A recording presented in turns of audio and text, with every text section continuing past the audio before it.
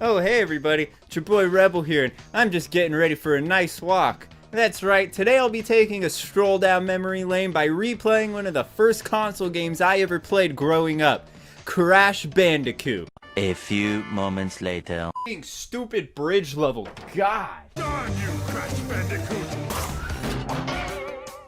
Crash Bandicoot. Now, as far as video game console mascots go, Crash Bandicoot was essentially PlayStation's first, and instantly became a rival to that of Nintendo's Mario and Sega's Sonic, especially after an incredibly successful marketing campaign. Hey, plumber boy, mustache man, your worst nightmare has arrived. The first Crash Bandicoot game came out in September of 1996, so being that I was only 5 years old at the time, I wasn't the best at playing video games, let alone coming anywhere close to completing them. Why am I still wearing these? But at that age, Crash Bandicoot was hard. The only way I'd ever get to the end was cheat codes, and that was after being able to beat Cortex Strikes Back and Warped. So even with all the nostalgia, the first Crash Bandicoot game was always my least favorite of the three. But regardless of my feelings comparing the original trilogy, it's still one of my favorite franchises out there. I mean, how could you not love this crazy, possibly suicidal marsupial? I hate him so much. Also, for accessibility and relatability, I will be replaying the N Sane Trilogy edition, also I guess in honor of the upcoming Crash Bandicoot 4, It's About Time. So Crash Bandicoot, what, he's like some sort of mongoose or something? I don't know. He was originally going to be named Willy the Wombat, but his name was switched to Crash Bandicoot for some odd reason. I mean, I'm not even entirely sure if they changed the character design despite a change in animal. Yeah, but sure, let's go with Crash, because he crashes into the crashy boxes, crashing all. Oh, you're so clever. So the video game Crash Bandicoot is about Smash the Mongoose, who in the intro is being experimented on by Neo Cortex's head and his assistant, employee, friend, Nitrous Brio, or Embryo, get it? Well, they're experimenting on different fictional animals I've never heard of, like a koala and a kangaroo. Well, Crash, who apparently had pants and shoes before the experiment, escapes onto the island chain where Cortex's base is. They kidnap Crash's girlfriend Tana, and even though Crash fell straight down from Cortex's lab, is somehow 2 islands away on a beach. And the very first level starts. So Crash, what's his moveset?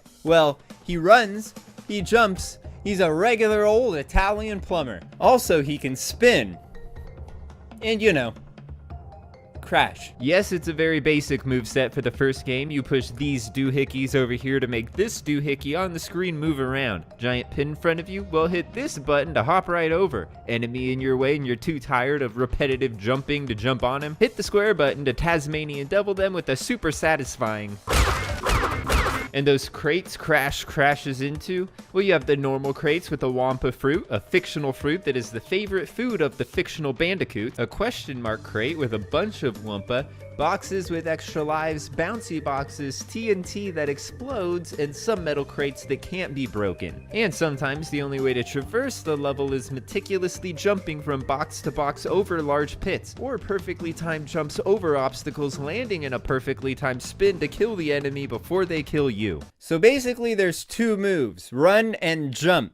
And with such a limited moveset, there's only really one way to keep the game fresh and, well, not repetitive. And that's level design. So the levels are all themed around being on a dangerous tropical island. I've always loved the way the world map is set up, with Crash traveling the islands and with physical items or landmarks relevant to the levels on the map. The maps even change in theme as you progress through all 3 islands. The first island being more untouched, with a beach, a jungle with a boulder chase, a river, a native village wall, and a hog ride through the village, and a boss battle in a village hut. The second island having a river leading to ancient ruins, a dark temple, and a boss battle in a mine. The third island being where Cortex's base is, having a factory with a giant generator, toxic waste disposal, and a mob boss CEO, leading to a dark, tall castle with Cortex's lab on top. And the levels were designed fine for the time. I mean, I guess I was only 5. But given that only 1 year later Crash Bandicoot 2 came out with such more diverse level themes,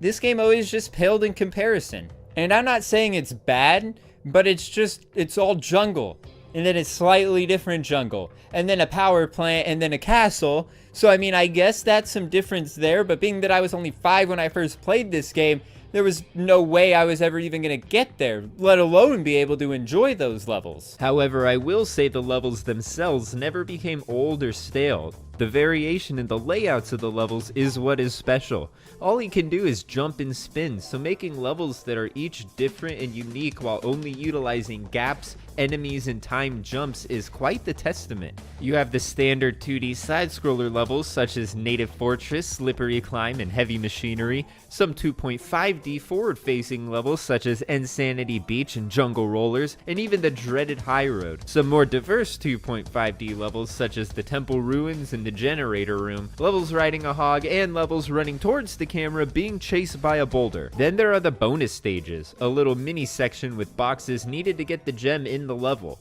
With 3 types of bonus stages, the main Tana bonus stages, which are usually super easy and the most common, and have Tana waiting for you at the end. What, she keeps getting away and then hiding in the trees and then Cortex keeps finding her there?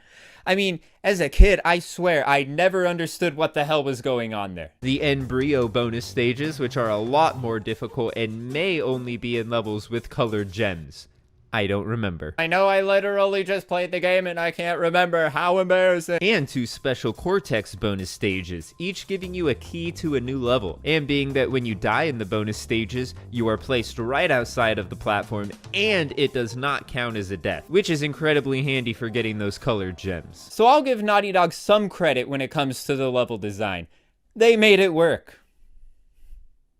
But that doesn't excuse these bosses. Holy godforsaken shit. So there are 6 bosses in the game. A villager from one of the islands, 3 animals that Cortex also experimented on, Cortex's best friend forever Nitrous Brio, and Neo Cortex himself. And it's not that these boss battles are hard, it's just that they don't do a very good job of explaining what you need to do. For example, both Papu Papu and Brio's second stage require you to jump on them. However, if it's been 2 years since playing the game, you might think you have to do a spin attack on them, and when you die once or twice, you may think you're just not timing it right or hitting them right, only to learn, oh, I have to jump on them. Also, the fact that you start with basically 1 HP the entire time. You're always just 1 hit away from death. There are Aku Aku masks that give you 1 or 2 extra hits, however, you're not always gonna have one. And because of that, I find most of these boss battles either needlessly confusing and aggravating, or downright boring like Pinstripe Portaroo and Ripperoo, where you just sit there waiting for half the fight. And about those masks, I love it when I'm stuck on a level and I keep falling to my death, so the game thinks, hey, do you know what this guy needs? A f***ing mask that'll help him survive if he gets hit by an enemy. Yeah, big help that is. Seriously, it's useful when I'm dying to enemies, but half, who are we kidding, almost 90% of deaths are from falling. So the mask doesn't really help as much as you'd think. And being given it after falling down the side of a castle for the 20th time feels more like a slap in the face for not being good enough, a lot more than something that's gonna help me progress through a challenging platform section. And yeah, I guess those are just some of my criticisms of the game. The level themes are very repetitive and there's very little variation into the last third of the game. The bosses are either extremely boring or have you guessing through trial and life-consuming error. But there is one big criticism I have regarding the first Crash Bandicoot game. It gets really hard towards the end. Yeah, the difficulty of this game basically just jumps off of a f***ing cliff, or goes up a giant cliff, I don't know. But once you get to the 3rd island, the levels become much more challenging. The 4th level on the last island, Toxic Waste, has you guessing against what I can only assume is as little depth perception as a Cyclops, even though it's actually deceptively easy. And the following level is now notorious as the hardest level in the remake trilogy, the High Road, a level that is actually harder with the new controls of the N Sane Trilogy, making you jump on the turtles at the exact right moment, so you can jump off of them and clear incredibly long gaps only to land in hopefully well-timed jumps so you don't die from the next turtle you need to jump on. Oh, and the little rope exploit? Yeah, tried it.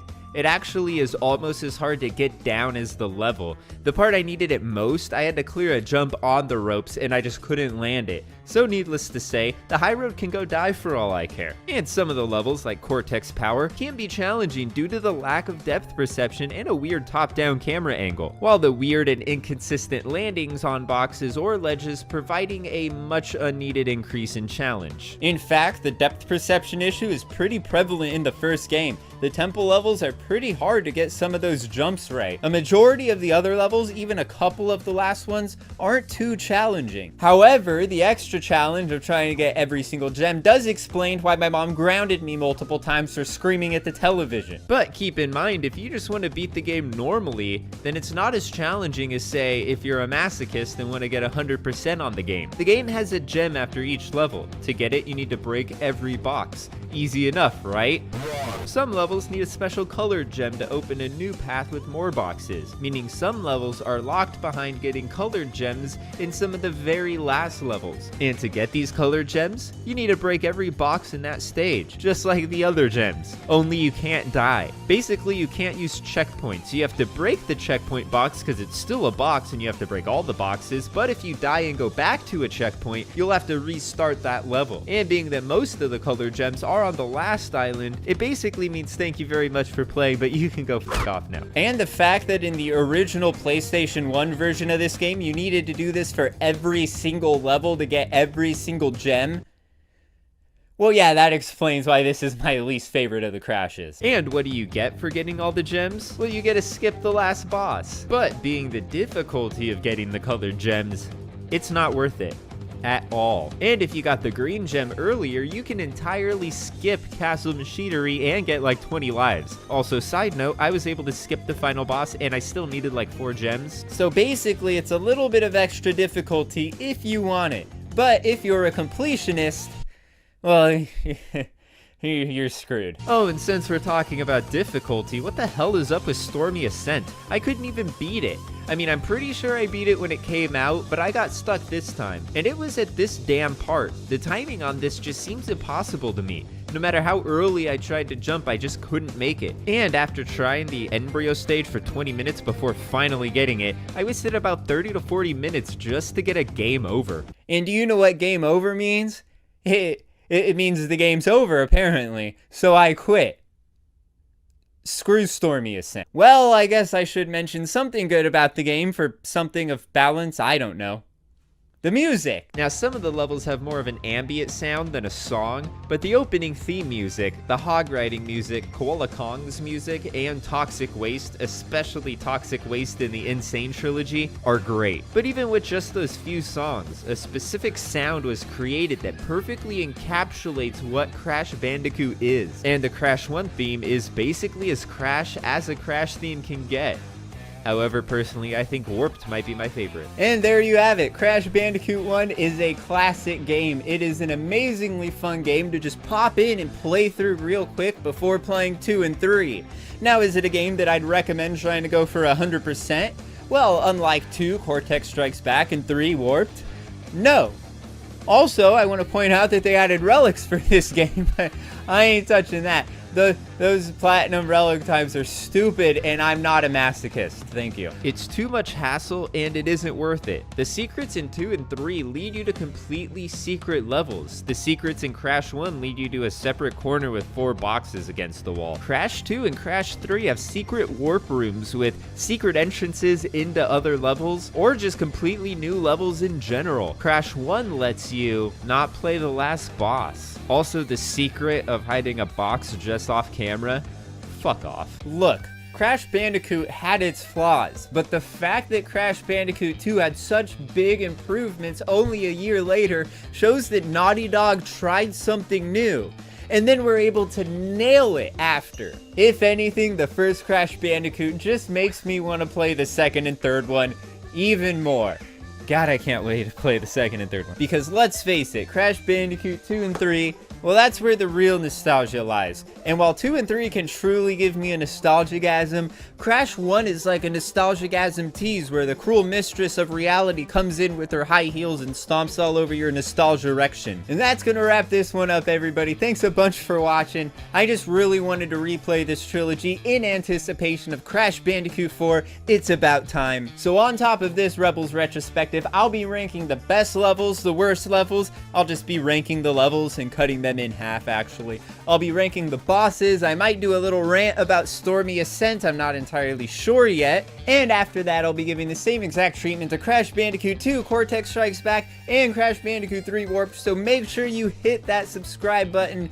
Hit that notification bell if you want to be alerted to when I post videos. Smash that like button if you did enjoy. Leave a comment down below, and keep in mind that the opinions expressed in this video are just that, opinions. And if you don't agree with my opinions, then we probably wouldn't really get along in real life because I'm very stubborn. And until next time, peace.